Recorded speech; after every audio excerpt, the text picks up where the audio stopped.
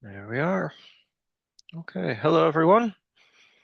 Welcome to the Americans with Disability Act updates presented by the Maryland Department of Disabilities Statewide IT Accessibility Initiative. Usual housekeeping items. Webinar is being recorded and will be shared after the presentation, probably the next day or two. Usually takes us about a day to get it processed and uploaded and the usual.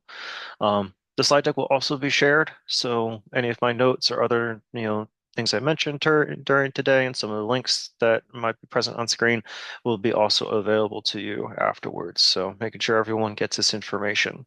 Um, Idea of today's presentation is just to give a quick overview of what the ADA does, what it protects. Um, then we're going to go a bit more into depth about the final rulemaking that happened last year and its exceptions. And then we'll go into the legal attitudes and other concerns that have been raised over the past year as the deadline starts approaching, especially with the current political climate. So hopefully, hopefully everyone gets an understanding of kind of where we're at right now and how things are proceeding and what Maryland's doing about this. Um, and then everything I'm sharing today, I've learned kind of from other sources, mostly legal counsels and such. But I do want to preface that I'm not legal counsel. This is not legal counsel. This is me just letting you know of what I'm hearing out there. So just want to get that caveat out of the way. So with that, we do have captioning available today. So if you would like, you can turn that on from your menu ribbon. It should be the CC or the closed captions button. Uh, Usually they moved it last time, but it should be closer to the right or at the end. If it's not available there, you can click the ellipsis or the more button, and it should be in that list there. It might say transcript instead of closed captioning. It's the same thing. So thank you to our captioner today. With that, let's go ahead and get started. So the ADA, or Americans with Disabilities Act, was enacted on July 26, 1990. And it is a form of protection for those with disabilities in various areas. And it is intended to prohibit discrimination against people with disabilities and guarantee the right to enjoy employment opportunities, purchase goods and services, and participate in state and local government programs. So it contains three titles. Title I, Title II, Title III. You'll often hear people call them by that. Title I covers employment. So in terms of like applying to a job or while in a job, requesting accommodations in order to perform their work, and also just being in the space alongside other individuals. Title II is government services. That's the one that had the rulemaking. That's the one we'll be talking about mostly today, as we are a state agency, and so therefore we're mostly concerned about that one. And this webinar is kind of intended to keep people up to date on that particular one. But a lot of what we'll talk about will come up with some of the other titles as well. And then finally, Title III is private entities. So, going to a restaurant or going to a store or, getting on a plane. Any of those kind of things will fall under Title III. So to focus on Title II, Title II is the one that holds state and local government entities responsible for ensuring people with disabilities can fully participate in all aspects of civic life. So any service, any activity, event, even your building, your office location, all of these things fall under Title II. A lot of times, the ADA was mostly about physical access originally, and then as digital access became a thing, we'll talk about that shortly. But uh, primarily, it was uh, being able to provide your programs, activities, and services in an integrated setting. So being able to get into a building, being able to sit at the table and discuss with other individuals. And then second is it protects people with disabilities who meet essential eligibility requirements from being screened out or by other criteria. Kind of the idea of, again, not discriminating applications based on a disability. so long as they are, able to meet other eligibility requirements for that service or program, they should be considered. And then finally, requiring reasonable accommodations be made to enable fair and equal opportunity to participate. So in the case of our webinar, having captioning and a job interview, well, that would fall under Title I, but still the same idea of uh, a program or a service being offered and an applicant is deaf or hard of hearing and needs to have a sign language interpreter, that be made available to them. In the case of a person in a wheelchair, being able to get into the building, having either a sliding door or a ramp, or some other, some form of equivalent or some form of access that does not prohibit them from getting into that building and participating in the services that that agency offers. The full regulations, that link is on there. You can go to ada.gov and you can read through the entirety of the act. You can see the summaries that they provide, any of that. If you have more questions about what ADA covers and how it applies to things, I would recommend doing that because it does cover quite a lot, thankfully. So now digital accessibility was something that it was applied to over time. Originally, that wasn't something we considered. And then as more and more services transitioned to online, it started coming up. And so 2000 to 2005 is when we started seeing cases being applied to websites. The Department of Justice ruled that the ADA applies to websites. 2006 was kind of the big hallmark for when all of this really kicked off, though. And that was when the National Federation of the Blind sued Target for access to shopping online through their website. And that case kind of was the largest scale one against a major corporation that kicked off digital accessibility in its application, or in ADA's application. Prior to that, while cases didn't bring it up, it was usually against, smaller stores, smaller entities, individual groups, that kind of thing. So it never really got that much, I guess, attention versus that court case, which really kind of kicked it off. After that point, from 2010 to 2020, there was a steady increase in website-related lawsuits. Now, this is all in addition to other ADA court cases regarding physical access or discrimination in employment, that kind of thing. So uh, keep this in mind that this is just digital accessibility and this is separated from other applications of the ADA. But that increase in lawsuits was steady. You would see an increase of, 10, 20, 30, 40, but it wasn't like an exponential spike. Now, 2020, the COVID-19 pandemic really caused that shift. Since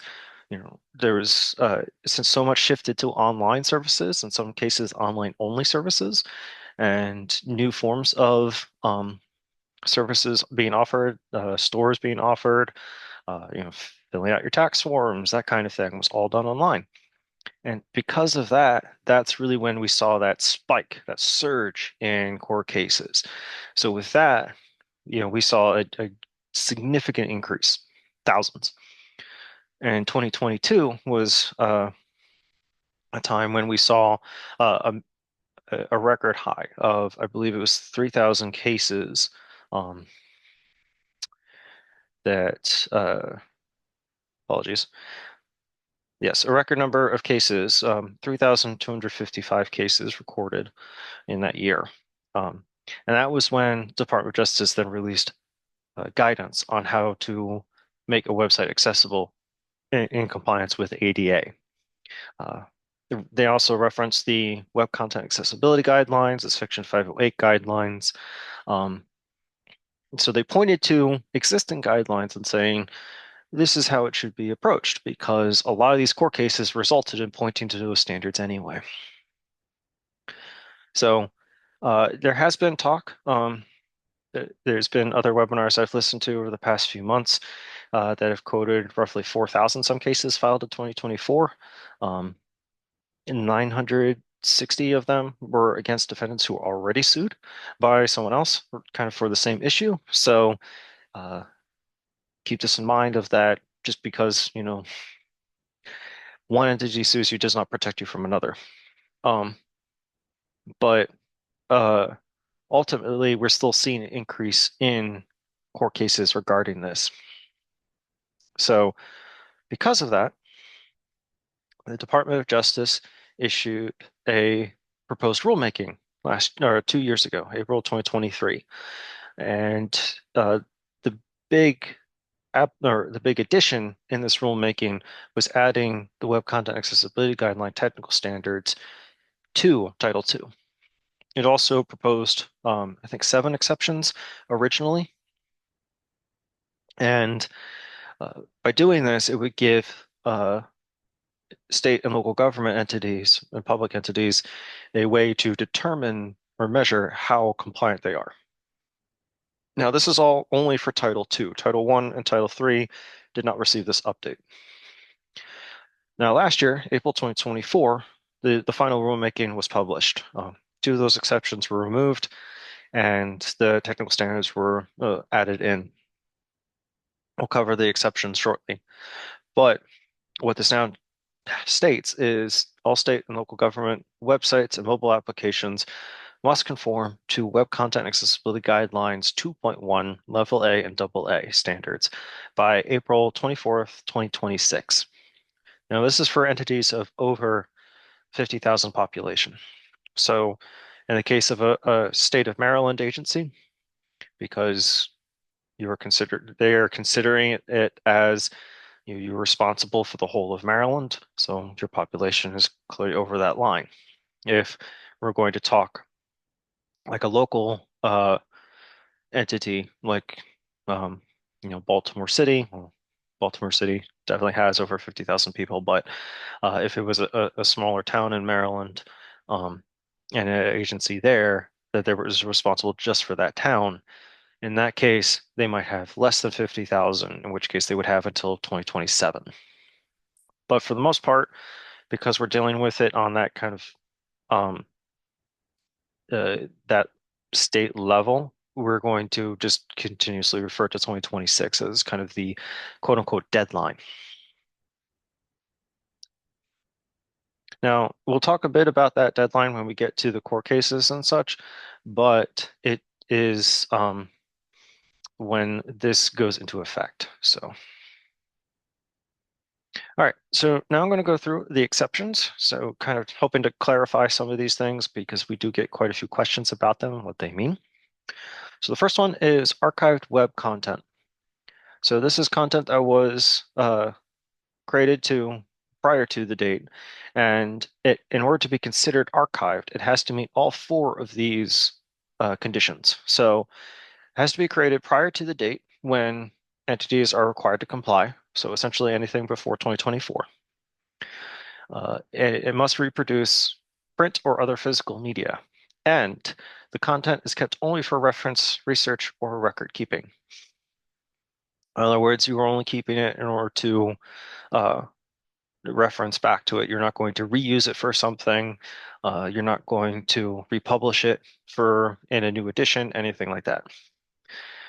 Third, the content is kept in a place specifically marked as archival. And finally, the content has not changed since it was archived. In essence, this cannot be changed or touched after it's been filed away. In terms of what can be considered like marked as archival, the recommendation has been move it to just a new web page or a new section. Uh, that's primarily for purposes of organizing. If you have quite a bit of content that you would want to mark as archived, you can do so. If it's only going to be 1 or 2 things, you might want to consider instead either removing it or putting it under like a new list that would be marked as archived content, just something to clearly state this is an archive of old content that will not be changed further. Before I get too far, I should also mention for any of these exceptions, anything that you might think falls under it, if a person reaches out and requests an accommodation or a remediation for it or to read it or access it, that still needs to be provided.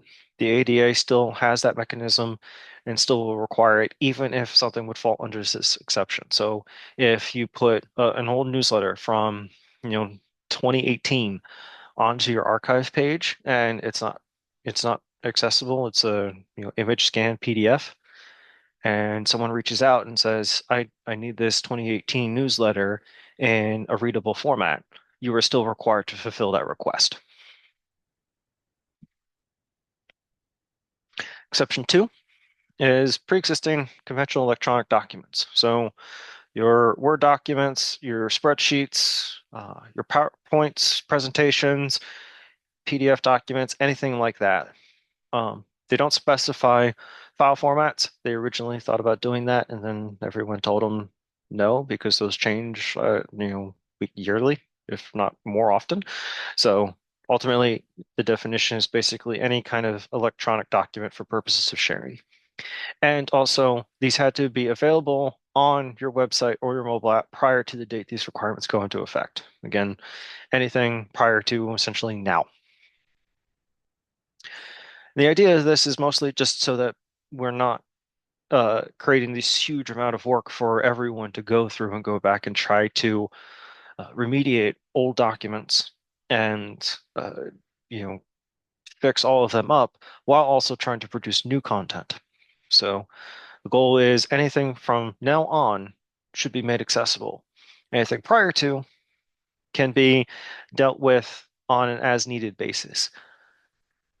Personal recommendation from our team, though, is you do want to look at things that you are using frequently, things like an application to a service that you have, or uh, meeting minutes, or something that's being regularly downloaded. Check your analytics for your website. You might want to look at like your top 10, top 20 documents and get those fixed up, especially if it's something you use constantly. Things like, that again, that application or that form, or if it's like your FAQ sheet about something about your agency, things like that, you probably want to go back and fix up because they're in constant use. So while they would fall under this, you're going to get that request anyway, so fulfill it ahead of time. Third exception, and this is the one that gets a little finicky. Third-party content that is posted outside contractual or other legal arrangements made with a government entity. So if you're thinking about things like a forum, or if you have, say, an open public meeting that people can attend, and they might be submitting something for consideration, or send a document in, or anything like that, that kind of content will fall under this exception. So if you're paying a contractor or a vendor to produce a newsletter for you or something, that does not fall under this because that is part of that service. If your vendor is then subcontracting out a part of it or something, has purchased, some other form, or like in the case of a website, a widget, like a calendar app or something, and puts it into that product and that they sell to you, that still falls under that contractual obligation. Even if the vendor isn't able to make that accessible, we're still required to have some form of workaround or other available accessible option. But if someone not inside that relationship goes and posts on your website or on your social media or something, and sends a reaction or sends an image saying, hey, here's some photos I took at your event, and they don't have alt text on it, you're not required to go try to fix that or request them to fix that. I hope that makes that clear. It is something that we get a lot of questions on. Ultimately, this one isn't going to come up that much unless you have a lot made publicly available for people to provide content to. But if you have anything like that, you are not under an obligation or responsible for making their content essentially accessible.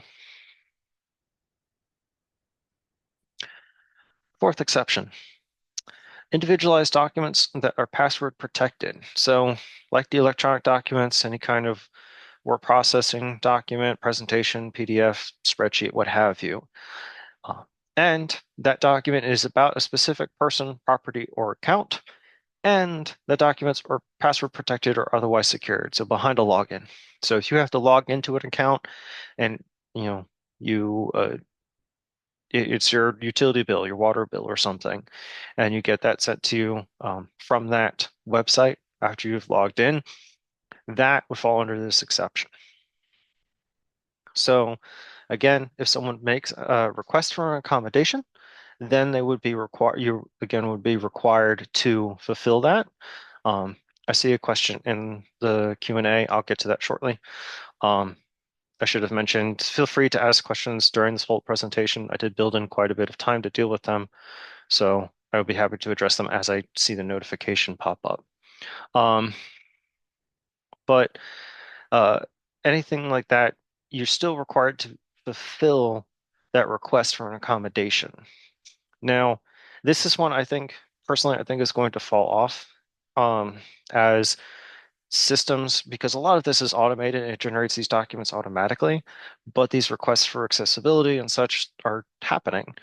And engineers don't like to have to maintain multiple systems, so they might go through the effort of fixing that system. Hopefully, I say that, but it's not something we've actually seen in practice. I just imagine that as more and more pressure is put to meet compliance with this, we're going to see systems generating these things and hopefully in an accessible manner for everyone, simply because it's easier to maintain versus trying to do multiple systems or change a system for a specific person or have someone fulfill that work outside of the system, because that's someone that we'd have to pay for and that would increase cost.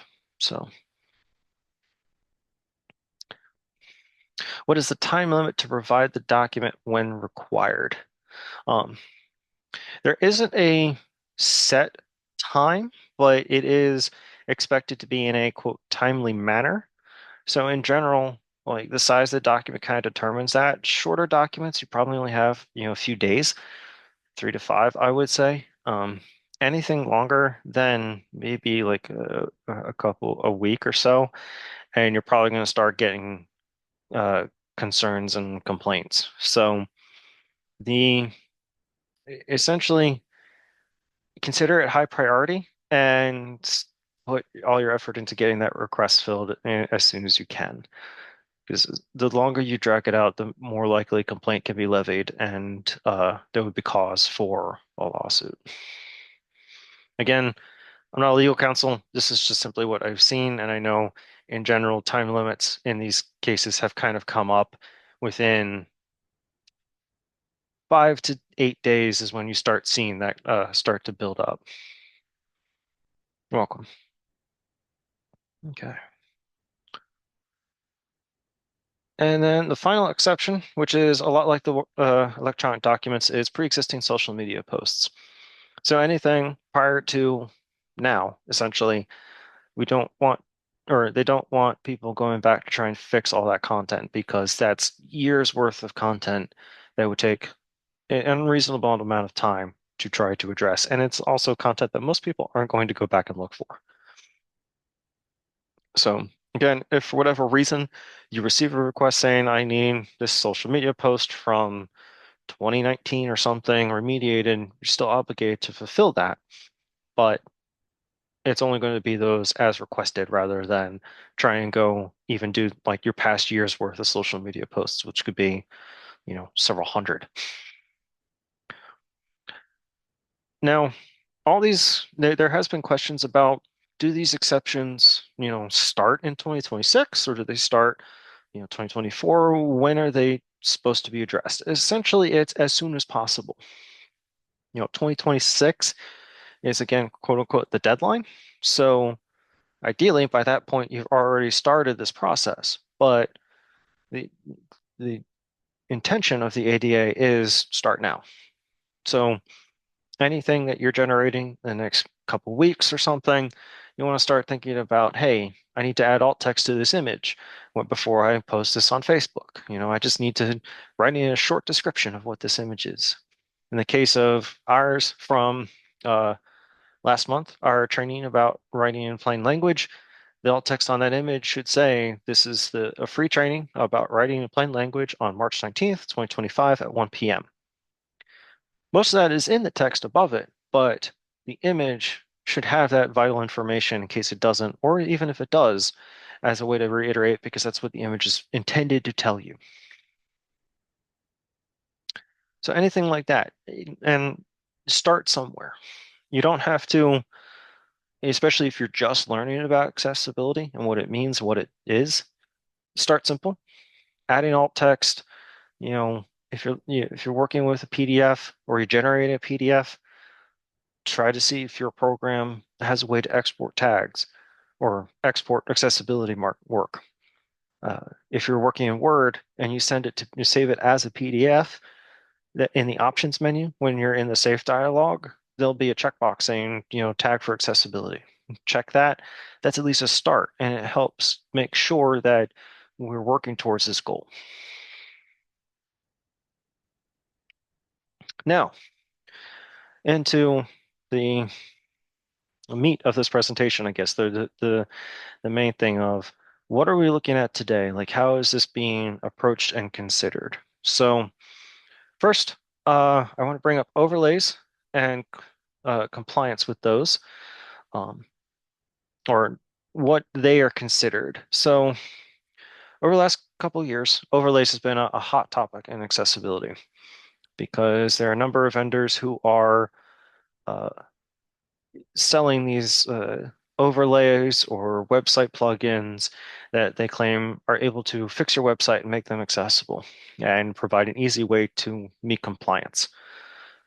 Ultimately, that is considered incorrect. Most court cases where overlays are brought in, they have not considered that as sufficient for compliance. Multiple advocates also, or disabilities advocates, do not consider overlays to be a solution. There are also court cases filed against the overlay companies themselves. When I send out this presentation, there's links to one against UserWay, and also a case against Accessibility, actually was from the FTC. I believe that's still moving forward. I'm not sure. I haven't seen a recent update. In either event, though, we are seeing court cases against these companies. We're also seeing court cases against entities using these services and being told this is not sufficient. So ultimately, overlays are not a solution to compliance for this. Do not consider them that. They can still be considered an additional tool to provide to users in a way to try and make your site more user-friendly. But your base product still needs to be made accessible on its own. It needs to be able to stand on its own. So keep that in mind, is we are still seeing a lot of cases about that, and we still get questions about that. And ultimately, no, the courts have been pretty definitive on saying overlays are not considered compliance or considered sufficient for being considered compliant. Now, for moving on into the court cases, since we've been talking about that, there is still uh, a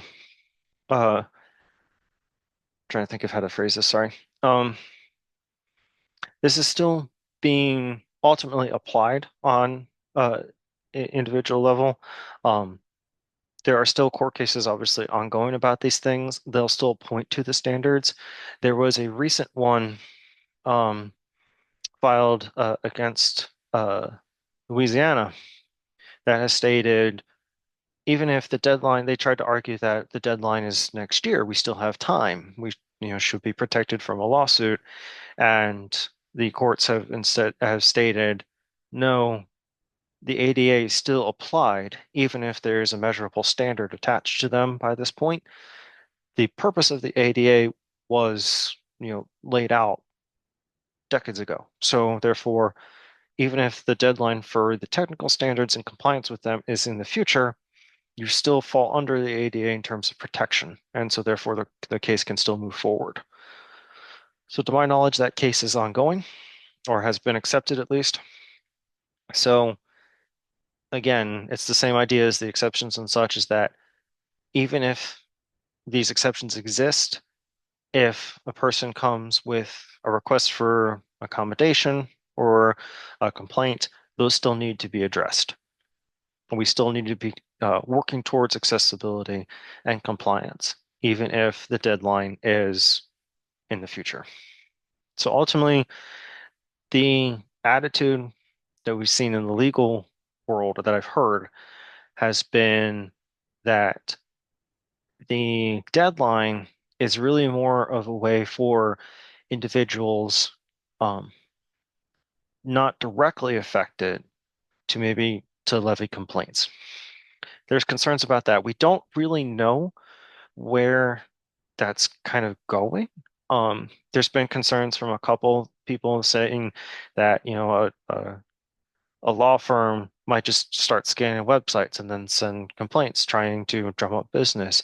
But ultimately, courts will still say there needs to be a shown injury, some form of discrimination or some form of complaint of not being able to access these services, and that there was no addressing of that issue.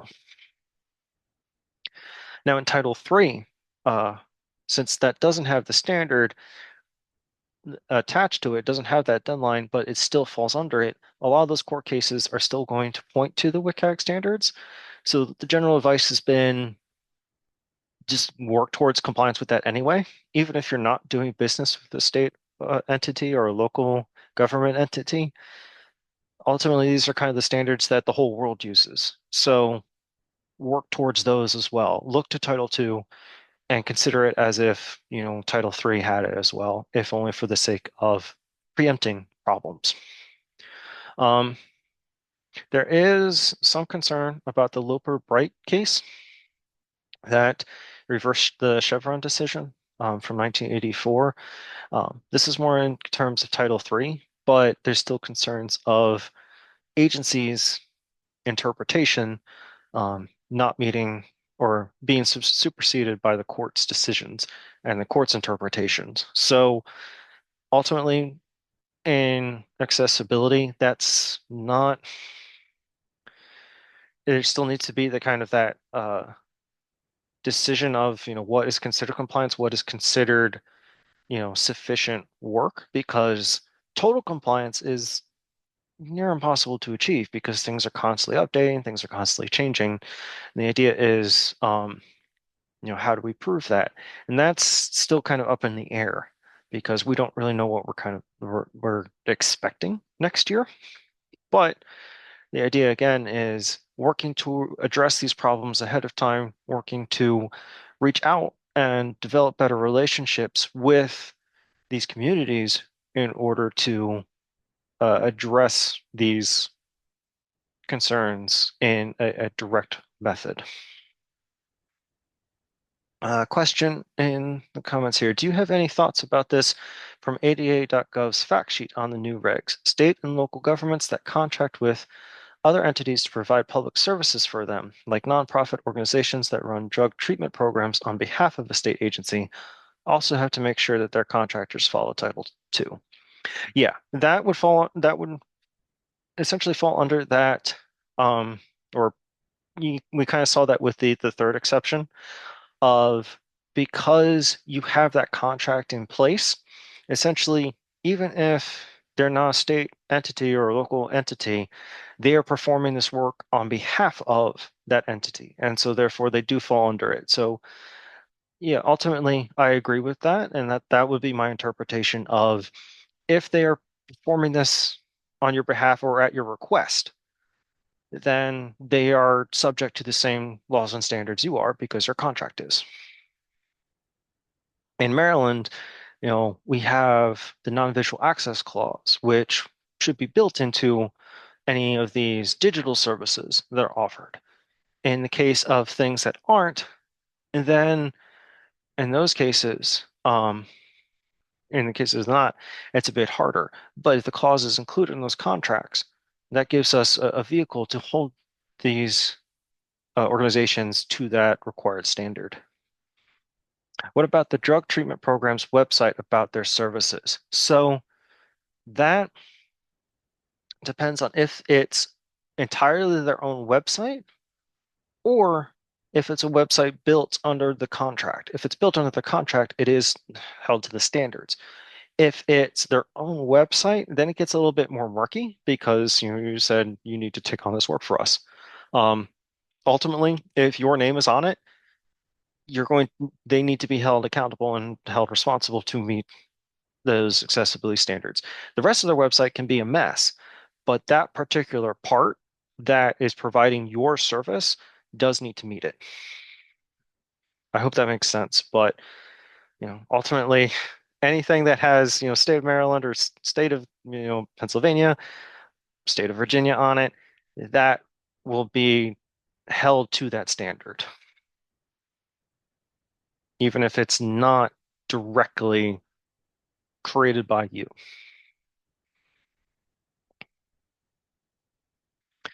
How do these requirements get applied to content generators and social media, Facebook, Twitter, Instagram? Is there a difference if the content creator is a person versus an organization? So the requirements are applied in terms of essentially anything moving forward. Those need to be addressed in your content. So if, again, it's the idea of if you're putting out messaging across these platforms, you are responsible for your messaging. You're not responsible for the platform itself, um, because ultimately, you have no control over how Facebook handles accessibility and their menus and such. You are responsible for what you post on there. So if you're anything you're putting out there, if it's an this is again for Title II. So it's this government or public entities. You will need to post your content there. It needs to be readable. It needs to have alt text on images, captions on video, anything like that. You can look through we can talk about the standards outside of this webinar to go into more detail about those things. You can refer to some of our previous webinars on social media on our YouTube channel to learn more about that. But anything like that for private entities or and such, that would technically fall under Title III.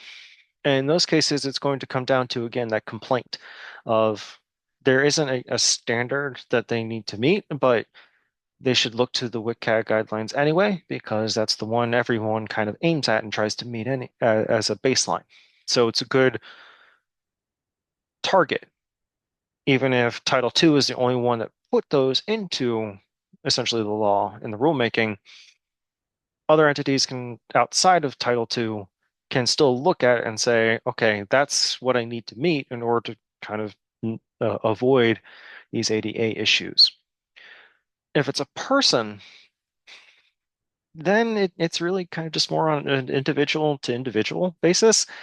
I don't have a good answer for you because I've not really heard of something being raised like that in terms of, can person A sue person B over the fact that their content is not accessible? If it's a content creator, like a streamer or a YouTuber, there might be cause for it, but I think those are on a different scale versus, Target and their online shopping or Amazon being unable to access that and being unable to enjoy their services. Or in the case of, state of Maryland, being able to file their taxes, it's very important. So having an accessible version of that would fall under this. I hope that clarifies that. Now, if you're talking about things like AI generation and such, that's still ultimately it comes down to who is using it. You know, if your agency or your organization's name is on that account and you're using a AI generator to put content on there, you're still responsible for that content. So it really doesn't matter how you're generating it, but you want to look at, how is it being generated and how can you work in the accessibility requirements for it. What is your experience with GIS and Esri products?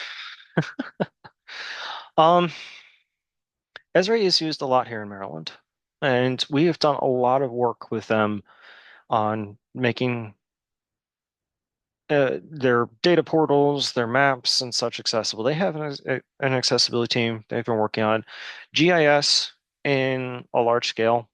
I work with the Do It, Maryland's Department of IT and their GIS office on a lot of things. And essentially, the answer is we're doing the best we can because there's only so much we can do to make a map accessible. Um, a lot of it is transforming data into tables. So the same way that they put in that data in order for it to generate a map from it, making that table readable and filterable for a user in order to review it. Um, Making sure the control scheme is as accessible as possible. Buttons have labels that if you're using magnification, that it reflows and fits to your window size or your settings, anything like that. Um, that the different base maps, especially the colorblind or high contrast maps, are available for users to switch to if they need it. A lot of it is just making sure as many tools as possible are available in the system. Um, but there's simply limitations of we're dealing with a primarily visual medium, and there's still a lot of work being done to try and figure out how to transform that into a more digestible experience. So yeah, I mean we're doing the best we can. Um, but we are trying to make this data available in at least some readable manner so that someone with that knowledge who wants to go look at it can get what they need from it. It'll be a clunky experience. There might be some trouble with some menus, but ultimately it should still be available to the user. It just might not be a fully streamlined experience yet.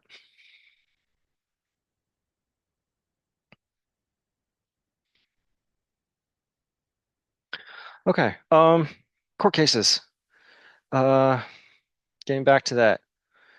So ultimately, we're still seeing court cases about this, and they're still being accepted, even against public entities that technically have as a deadline for compliance now. So it really comes down to what does that deadline really open up to? Does it allow for individuals to levy complaints against agencies or public entities without a demonstrable injury?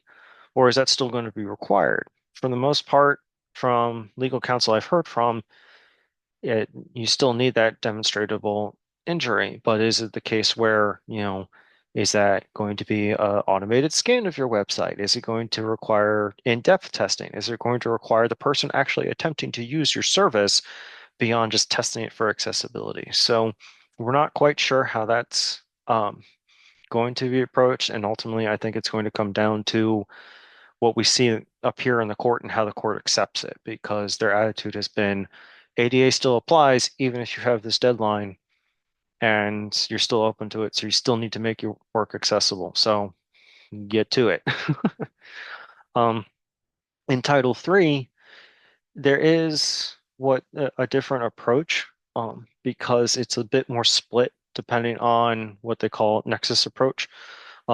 Several of the circuits, especially in the in the Midwest and the South, and parts of the East Coast as well, require a tie to a physical presence. Like if essentially if you have a brick and mortar store and a website and the person is able to get to the store, they don't follow that requirement, or rather, there has been the ruling of that is an equivalent experience. Now, other circuits don't. They say you have made it available online, needs to be accessible.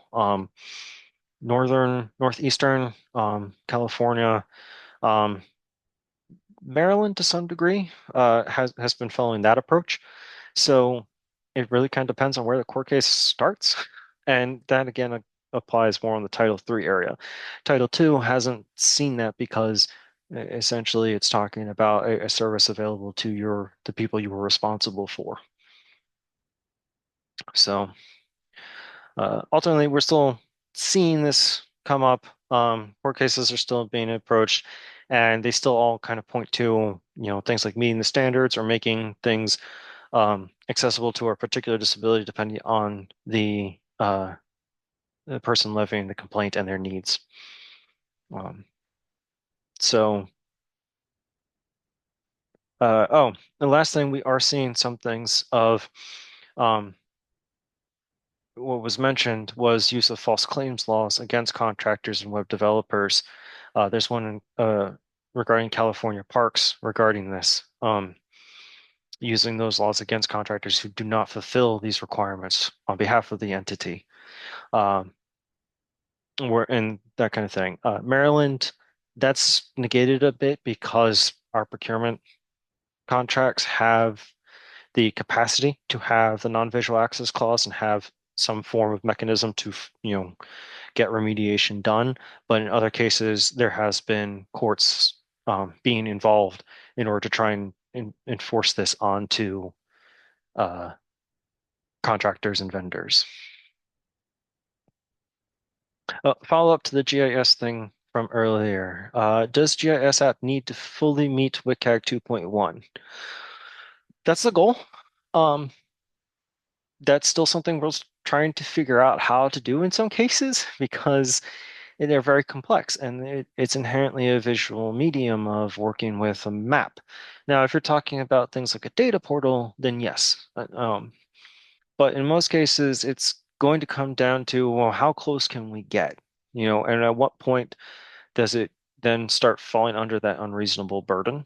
You'll hear that term come up a lot of the times in arguments against some of this work of, we don't have, a year to go remediate 2 million documents from the past 20. I mean, that's why that exception exists. In cases like this, if you're spending, half the contract's worth in order to try and make this successful, does that fall under that unreasonable burden? And a court would need to determine that. But ultimately, for our purposes and the work we do, we're trying to get as close as we can to that 100%. As I mentioned before, it's extremely difficult to do that because, data keeps getting updated. GIS or Esri, whoever is the maker, is doing product updates in the background. State of Maryland for their, parts of the apps are making changes inside the app too. All of those can impact it. So it's really more about having the work process in order to include accessibility so that it's being considered as updates and such are made.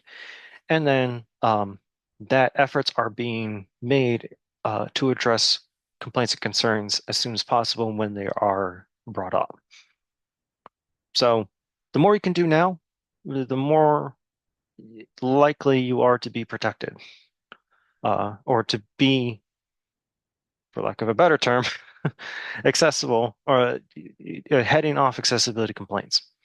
That isn't the attitude we like to promote. We like people to do this work because they want to, reach more people. They want to make sure that their services are streamlined and friendly and people are actually wanting to use them instead of feeling forced to and, having that, that that bad relationship between us and our constituents. We want that to be a good relationship, so we want to do this work for that reason. But we do recognize that a lot of these concerns tend to be about lawsuits and court cases and all of that. So we do try to at least address that concern of the more you do to meet it now, the less likely you are to have to deal with that problem.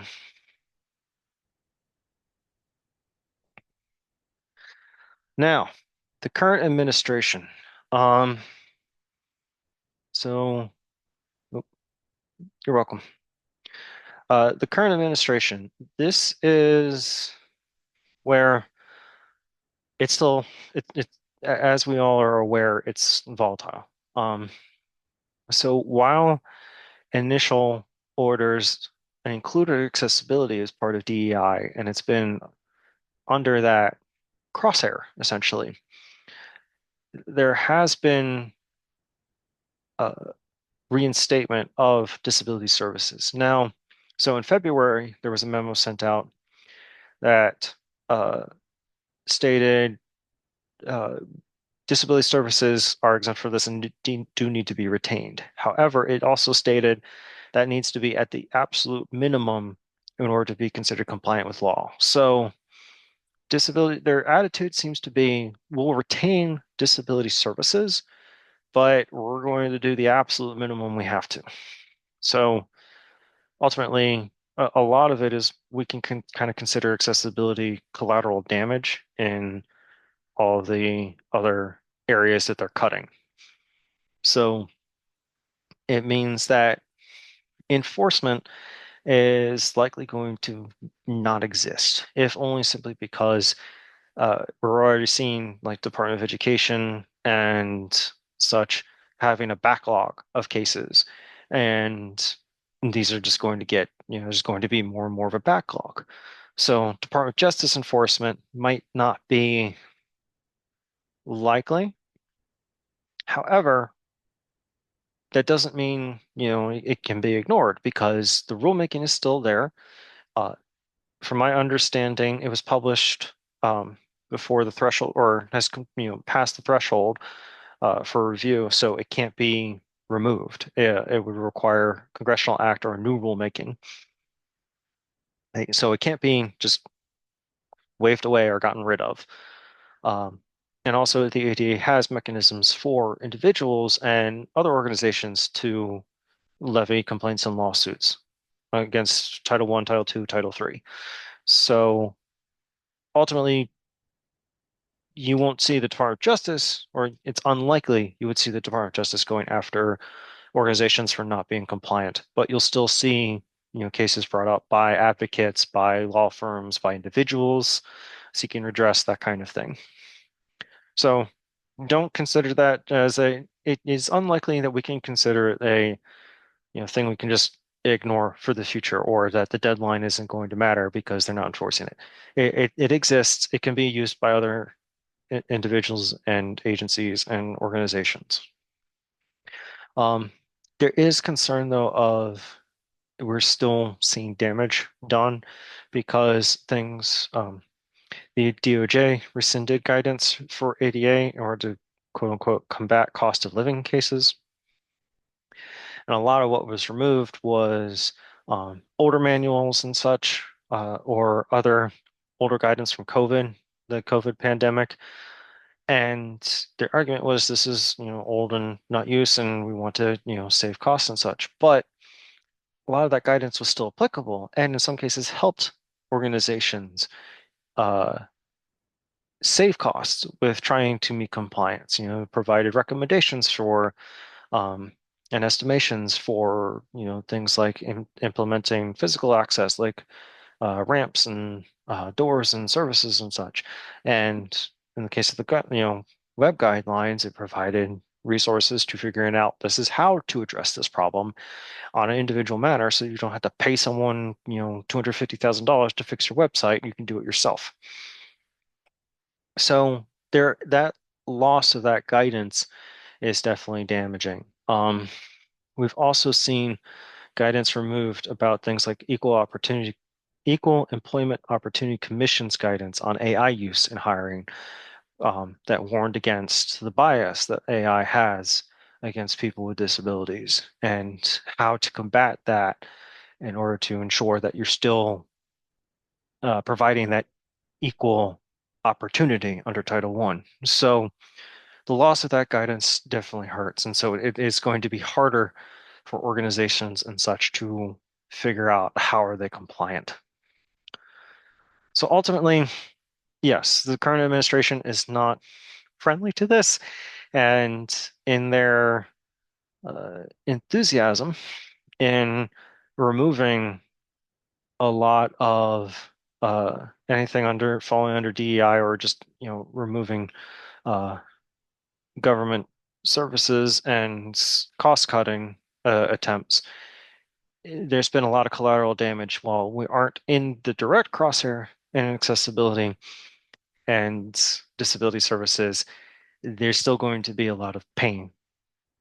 And so ultimately, it will be necessary to look towards other sources Now here in Maryland, we have our own services and everything that we're doing to try and make our work accessible. So I know we're running a little short on time, so I'm going to try and breeze through this quickly.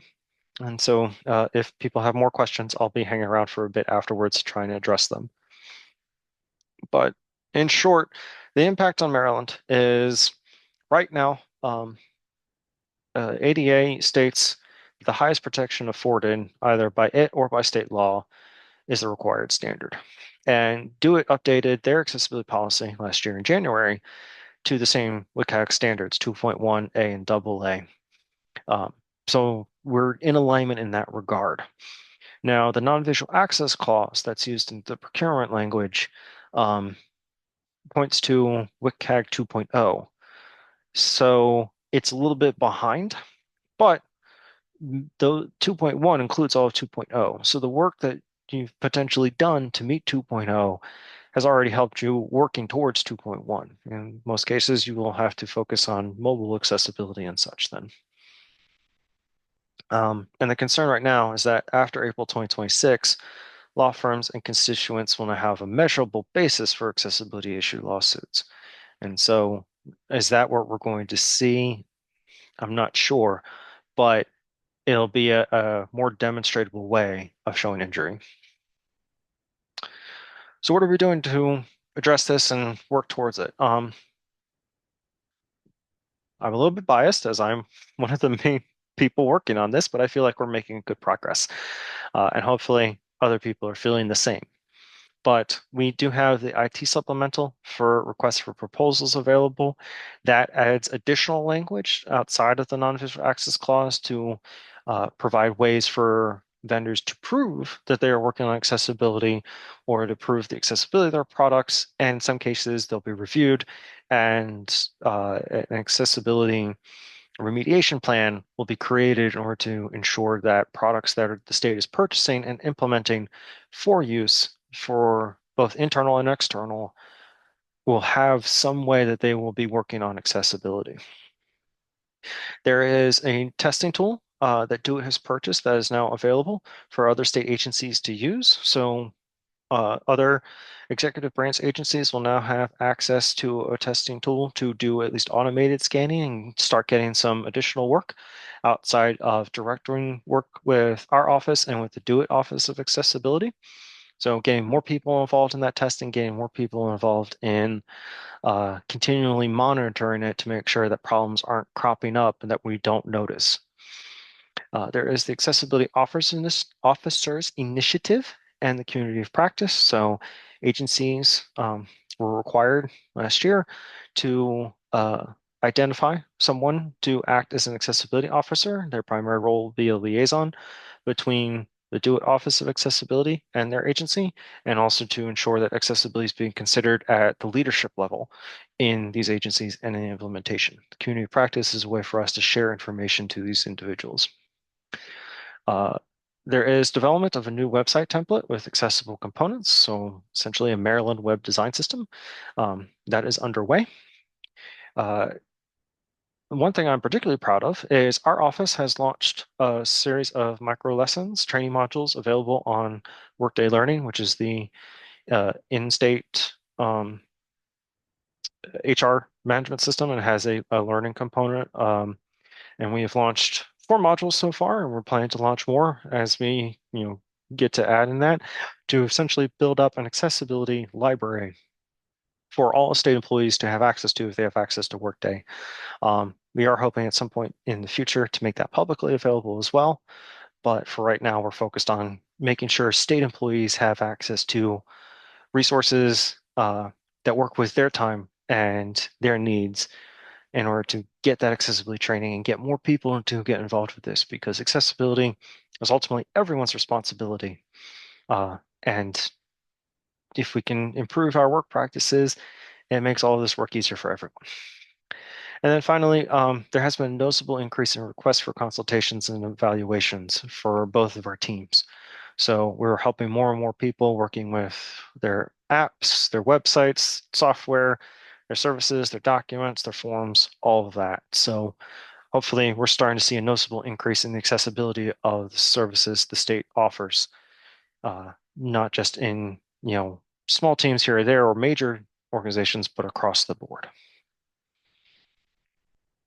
So what can you do? Ultimately, please advocate for accessibility across your agency. Um, direct fellow employees to our services. And ensure accessibility considered when you're procuring new technologies or you're looking at anything new. Just stop for a second and think, hey, did we consider accessibility at all when we were looking into this? If you haven't, reach out. That's why we're here. We're here to help. And please also share information that we share, because again, the more people who know about this, the more people who know about the ADA, about the Title II rulemaking, the more we consider it and the more we all work towards improving this.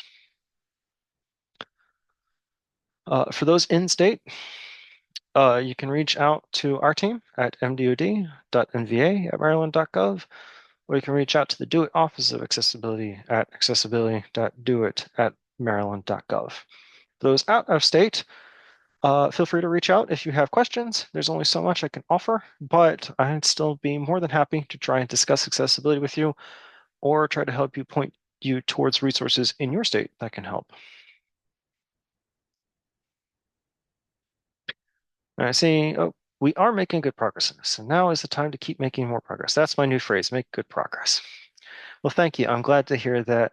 I appreciate that sentiment. Uh, and it's sometimes hard to see because this accessibility is something that's kind of hard to measure, and you don't hear a lot about that and see a lot about that because we don't really have, proper data points, and there's so many different needs out there.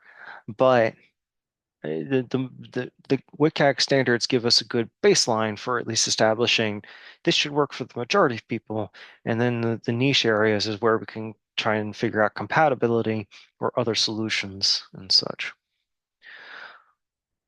With that, I am pretty much done. So if people have questions, feel free to use either Q&A or chat. Oh, I see a couple in here. I apologize for missing them.